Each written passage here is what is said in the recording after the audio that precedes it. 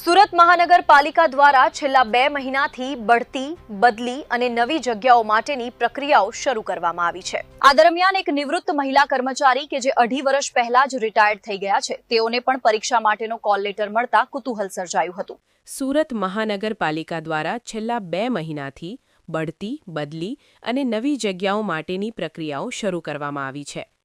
આ દરમિયાન થોડા સમય પહેલા જ 2200 જેટલા પદો માટે ભરતીની જાહેરાત કરવામાં આવી હતી, જે માટેની પ્રક્રિયા જારી છે। આ દરમિયાન એક નિવૃત્ત મહિલા કર્મચારી કે જે 2.5 વર્ષ પહેલા જ રિટાયર્ડ થઈ ગયા છે, તેઓને પણ પરીક્ષા માટેનો કોલ લેટર મળતા કુતૂહલ સર્જાયું હતું। સુરત સુધરાય કામદાર મંડળે આ અંગે પાલિકાની કામગીરી સામે સવાલો ઊભા કર્યા છે। પ્રમુખ ઇકબાલ શેખે જણાવ્યું હતું કે થોડા સમય પહેલા પાલિકા દ્વારા 2200 કર્મચારીઓ માટે કાર્યવાહી શરૂ કરવામાં આવી છે, જેમાં મેનેજરના પદ માટેની પોસ્ટ પણ સામેલ છે, જેના માટે દાવેદારી કરનારા તમામ લોકોને કોલ લેટર મોકલવામાં આવી રહ્યા છે।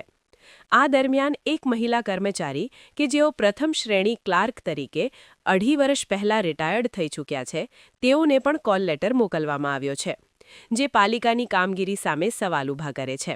વધુમાં તેમણે જણાવ્યું હતું કે મહિલા કર્મચારી ફરજ પર હતા તે સમયે મેનેજરની પોસ્ટ માટે ફોર્મ ભર્યું હતું, પરંતુ હવે તેઓ રિટાયર્ડ થઈ ગયા બાદ કોલ લેટર મોકલવામાં આવ્યો છે। પાલિકા દ્વારા તમામ કર્મચારીઓની માહિતીઓ સતત કોમ્પ્યુટર દ્વારા અપડેટ કરવામાં આવે છે, પરંતુ અહીં મહેકમ અને રિક્રુટમેન્ટ વિભાગની ઘોર બેદરકારી સ્પષ્ટ થાય છે। તેથી સંબંધિત જવાબદાર અધિકારીઓ સામે કાર્યવાહી કરવામાં આવે તે માટેની માંગણી કરી હતી અને જવાબદારો સામે કાર્યવાહી કરવામાં આવે તેવી રજૂઆત કરી હતી। હું મોહમ્મદ ઇકબાલ શેખ, પ્રમુખ Surat municipal employ staff union.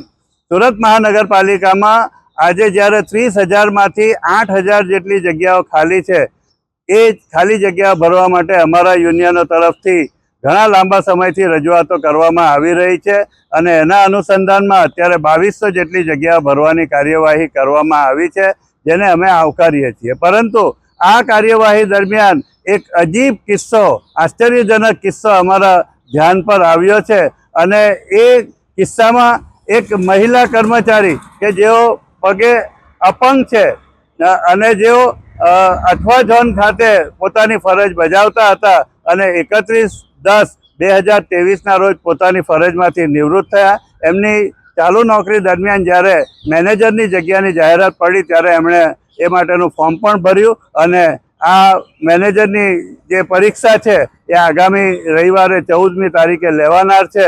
એનો કોલ લેટર આ મહિલા કર્મચારીને મળ્યો ત્યારે એમને પણ ખૂબ આશ્ચર્ય થયું, એમના પરિવારને પણ ખૂબ આશ્ચર્ય થયું। જ્યારે નિવૃત્ત થઈ ગયા કર્મચારી, એમની 58 વર્ષની ઉંમર પૂરી થઈ ગઈ હોય તો પછી આ કોલ લેટર કેવી રીતે નીકળી શકે? શું એ બાબતે કોઈ પણ અધિકારીનું ધ્યાન જ ન ગયું?